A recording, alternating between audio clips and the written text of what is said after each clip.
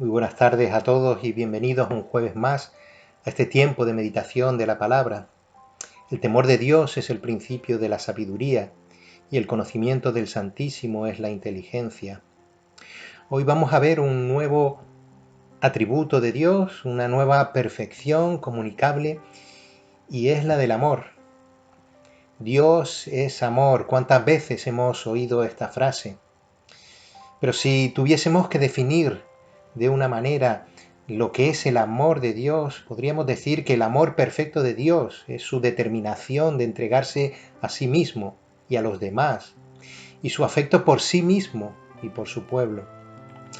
Esta definición afirma que Dios tiene afectos o emociones, pero de nuevo es necesario observar que los afectos de Dios no son pasiones que lo mueven, como ocurre con el ser humano, sino principios activos por los cuales Él expresa sus temperamentos santos. Dios no es insensible ni incapaz de mostrar compasión. Sin embargo, imaginar que Dios se vea sorprendido por fluctuaciones emocionales, por montañas rusas emocionales, es un entendimiento bastante simple de los afectos divinos. Nos puede suceder que veamos a Dios como alguien falto de sentimientos, al ver que no manifiesta el amor de la misma manera que lo manifiestan los seres humanos. Y, por eso debemos entender realmente cómo es el amor de Dios y no equipararlo al amor humano, que realmente es tan simple y básico.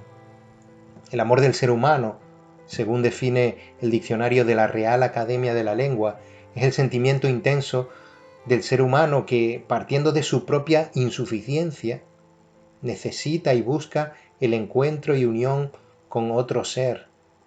Qué gran diferencia con el amor de Dios. Dios se deleita en sí mismo. Dios está completo en sí mismo. Por eso el amor para Dios no es una necesidad que tenga que cubrir, sino que es un atributo que se manifiesta por sí mismo. A continuación, queremos ver lo que la Biblia nos dice acerca del amor. Queremos ver qué nos dice la palabra de Dios acerca de cómo es Dios, cómo es el amor de Dios y cómo Dios es amor. Y primeramente queremos ver cómo el Antiguo Testamento es un buen testamento, valga la redundancia, del amor de Dios abundante. En Deuteronomio, el capítulo 4, el versículo 37, podemos leer: y por cuanto Él amó a tus padres, escogió a su descendencia después de ellos, y te sacó de Egipto con su presencia y su gran poder. Deuteronomio 7:8, sino por cuanto Jehová os amó, y quiso guardar el juramento que juró a vuestros padres, os ha sacado Jehová con mano poderosa, y os ha rescatado de servidumbre, de la mano de Faraón, rey de Egipto. Deuteronomio 10:15, solamente de tus padres se agradó Jehová para amarlos, y escogió su descendencia después de ellos, a vosotros, de entre todos los pueblos, como en este día. Deuteronomio 23:5, mas no quiso Jehová tu Dios oír a Balaam, y Jehová tu Dios te convirtió la maldición en bendición, porque Jehová tu Dios te amaba. Palabras que encontramos en estos versículos en diferentes partes del libro de Deuteronomio, en el que se manifiesta ese amor de Dios por su pueblo y cómo se manifestó preservándolo por la promesa que hizo a los padres, que aquí hace referencia a la palabra. Si leemos segunda de Crónicas 2:11, entonces Hiram, rey de Tiro, respondió por escrito, que envió a Salomón, porque Jehová amó a su pueblo, te ha puesto por rey sobre ellos. Un piropo a Salomón, pero que revela una proclamación más grande hacia Dios. Porque Jehová amó a su pueblo, Salomón te ha puesto a ti por rey sobre ellos. Isaías 43:4, porque a mis ojos fuiste de gran estima, fuiste honorable, y yo te amé. Daré pues hombres por ti y naciones por tu vida. Isaías 48:14, juntaos todos vosotros y oíd, ¿Quién hay entre ellos que anuncie estas cosas? Aquel a quien Jehová amó ejecutará su voluntad en Babilonia, y su brazo estará sobre los caldeos. Isaías 63:9. En toda angustia de ellos, él fue angustiado, y el ángel de su faz los salvó. En su amor y en su clemencia los redimió, y los trajo y los levantó todos los días de la antigüedad. O Jeremías 31:3, Jehová se manifestó a mí hace ya mucho tiempo diciendo, con amor eterno te he amado, por tanto te prolongué mi misericordia. Oseas 11:1, cuando Israel era muchacho yo lo amé, y de Egipto llamé a mi hijo. Oseas 14:4, yo sanaré su rebelión, los amaré de pura gracia, porque mi ira se apartó de ellos. Sofonías 3:17, Jehová está en medio de ti poderoso, él salvará, se gozará sobre ti con alegría, callará de amor, se regocijará sobre ti con cánticos. O Malaquías 1:2, yo os he amado, dice Jehová, y dijisteis, ¿en qué nos amaste? ¿No era Esaú hermano de Jacob, dice Jehová, y amé a Jacob? Pasajes que tendríamos que analizar uno por uno para ver realmente el contexto de cada uno, pero pasajes que muestran a un Dios del Antiguo Testamento que generalmente nos pintan como un Dios cruel, un Dios vengativo, pero que muestra ese amor por el pueblo de Israel, un pueblo con el que tenía una promesa y al cual amó, protegió, defendió para ser testimonio en la tierra de ese gran Dios, como vimos antes en esa carta que el rey Hiram de Tiro mandó a Salomón y que ponía de manifiesto cómo la sabiduría de Salomón fue testimonio para el rey Hiram de Tiro de que un Dios grande, un Dios real, lo había puesto como rey del pueblo judío, del pueblo de Israel, por amor a su pueblo, por amor de Dios a su pueblo. Pues esta es la realidad que nos muestra el Antiguo Testamento, un Dios que ama. Segundo punto que queríamos tratar es que Dios no solo ama a personas, sino también a virtudes, como se imaginan en las personas, como la justicia y la rectitud. Si nos acercamos al Salmo número 11, el versículo 7, leemos, porque Jehová es justo y ama la justicia, el hombre recto mirará su rostro. Salmos 33:5, él ama justicia y juicio, de la misericordia de Jehová está llena la tierra. Salmo 37:28, porque Jehová ama la rectitud y no desampara a sus santos, para siempre serán guardados, mas la descendencia de los impíos será destruida. O Salmos 45:7, has amado la justicia y aborrecido la maldad, por tanto te ungió Dios, el Dios tuyo, con óleo de alegría, más que a tus compañeros. Esto vemos en el Antiguo Testamento cómo Dios se complace en la justicia, aborrece la maldad. Tercer punto que queríamos tratar, el amor de Dios es, en última instancia, entre las tres personas de la Trinidad. El amor perfecto de Dios manifestado se produce en esa relación entre las tres personas de la Trinidad. En Juan 3:35 leemos, el Padre ama al Hijo y todas las cosas ha entregado en su mano. Ese amor perfecto se manifiesta en su Hijo Jesús. Juan 5:20, porque el Padre ama al Hijo y le muestra todas las cosas que Él hace, y mayores obras que éstas le mostrará, de modo que vosotros os maravilléis. O Juan 10:17, por eso me ama el Padre, porque yo pongo mi vida para volverla a tomar. Juan 14:31, mas para que el mundo conozca que amo al Padre, y como el Padre me mandó así hago, levantaos, vamos de aquí. O Juan 15:9, como el Padre me ha amado, así también yo os he amado, permaneced en mi amor. O Juan 17, los versículos 24 y 26. Padre, aquellos que me has dado, quiero que donde yo estoy, también ellos estén conmigo, para que vean mi gloria que me has dado, porque me has amado desde antes de la fundación del mundo. Y les he dado a conocer tu nombre, y lo daré a conocer aún, para que el amor con que me has amado esté en ellos, y yo en ellos. Que este amor incluye afecto, es algo que se ve en el uso del verbo griego phileo, que se utiliza en estos versículos para manifestar, para presentar el amor del Padre. Pero esa era la relación perfecta. Este es mi Hijo amado, en quien tengo complacencia, en quien tengo completitud, en quien me agrado. Esas eran las palabras del Padre para con Jesucristo.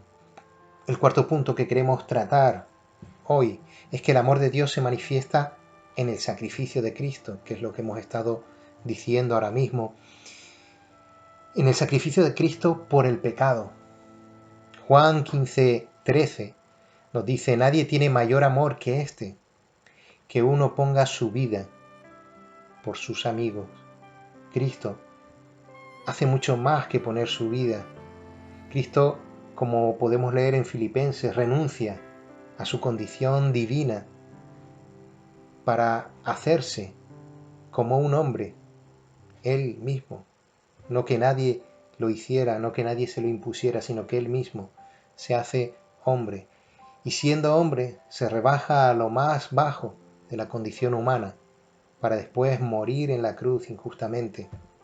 Injustamente no solo por la justicia humana, sino injustamente por la justicia divina, porque ese castigo que sufrió Cristo es el castigo que merece la raza humana. Y Cristo ocupó el lugar de aquellos que han sido rescatados por ese sacrificio. El amor de Dios se manifiesta en el sacrificio de Cristo a favor del mundo y de la Iglesia. En Juan 3:16 podemos leer: porque de tal manera amó Dios al mundo, que ha dado a su Hijo unigénito. ¿Para qué?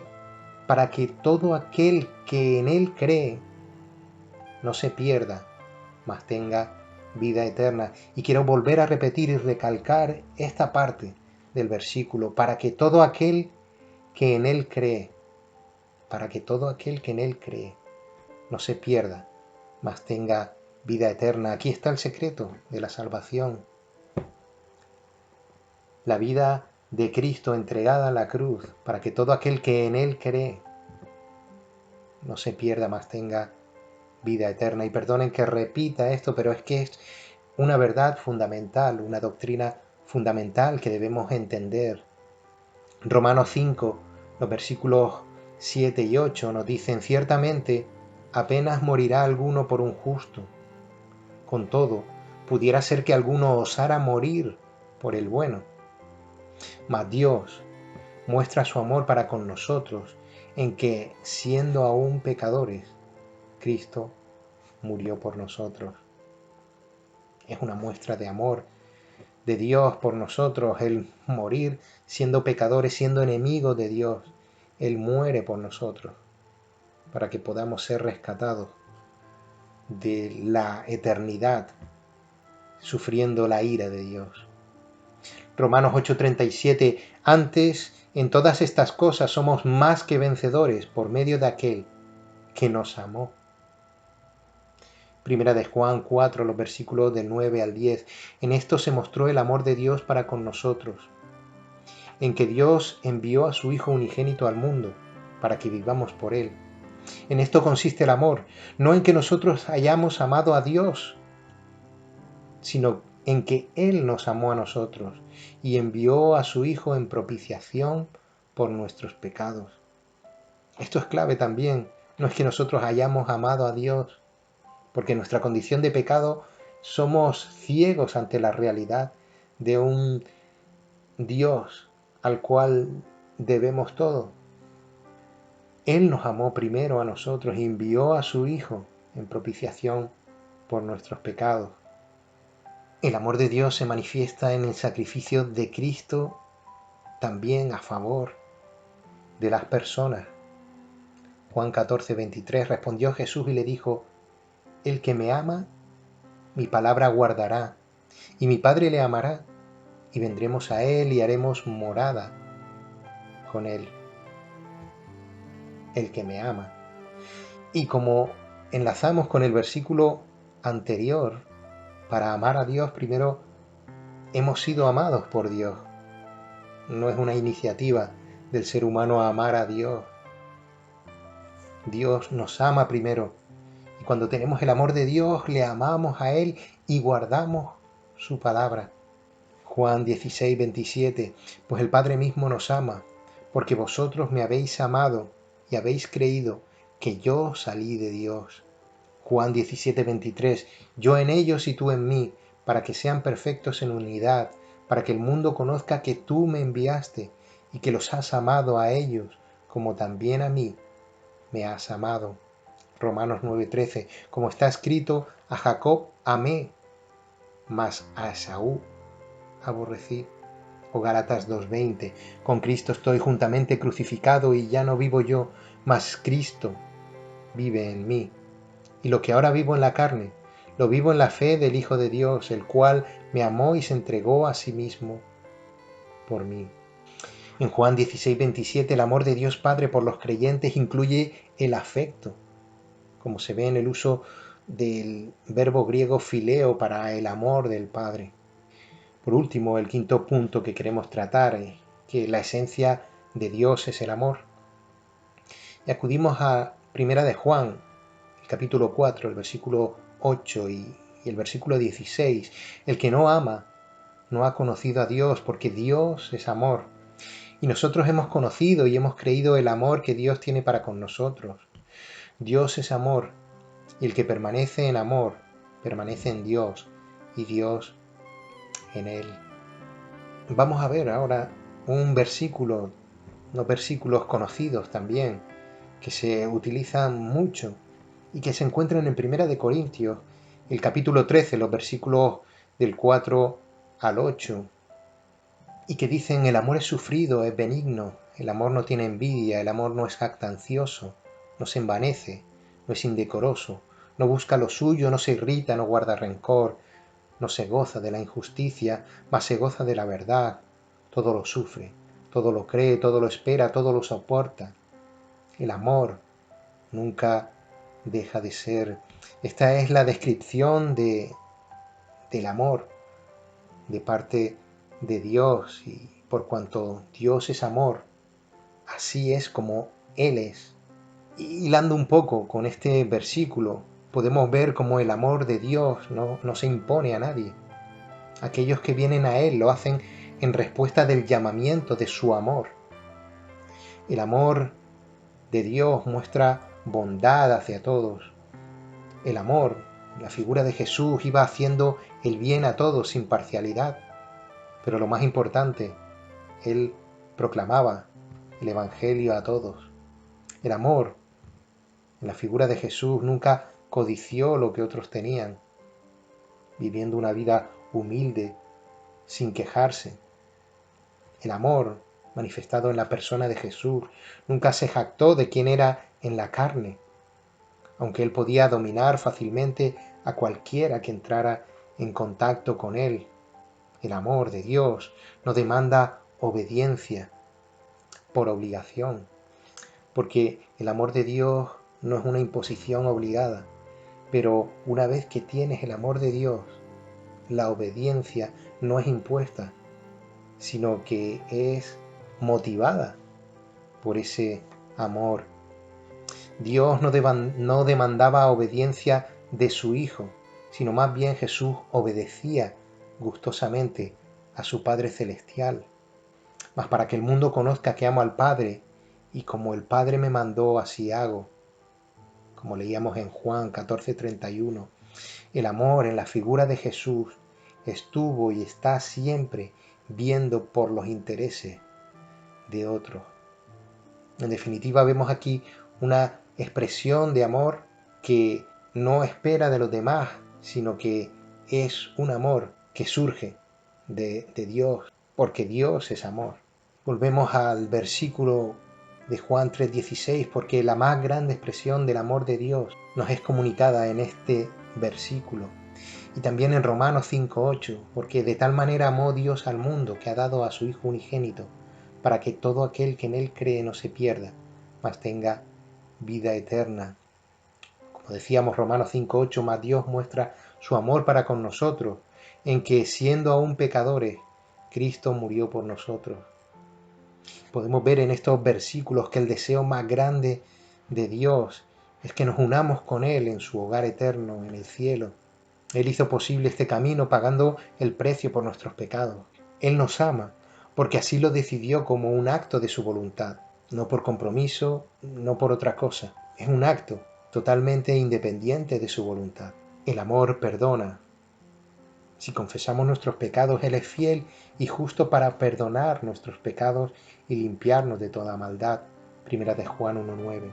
Entonces, ¿qué significa que Dios es amor? El amor es un atributo de Dios.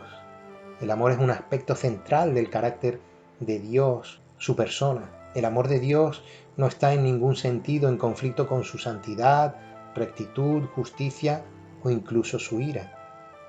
Todos los atributos de Dios están en perfecta armonía. No hay un atributo que se manifieste más que otro, ni un atributo deja de manifestarse por estarse manifestando otro atributo de Dios. Todo lo que Dios hace es amar, así como todo lo que Dios hace es justo y recto. Dios es el ejemplo perfecto del verdadero amor.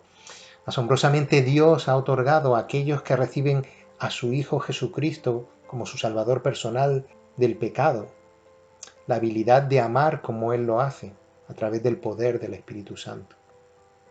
¿Quieres conocer más acerca de Dios y sus perfecciones? Contacta con nosotros en nuestra página de Facebook, cuyo enlace compartimos en la descripción. Y si tienes alguna duda o bien necesitas una Biblia para poder aprender más de Dios a través de ella, contacta con nosotros en esta página de Facebook. Les emplazo para el próximo jueves y si Dios quiere, seguiremos buscando en la Biblia, en la palabra de Dios, para seguir descubriendo al Dios que es amor, el Dios de las perfecciones reveladas en la Biblia. Bendiciones en Cristo.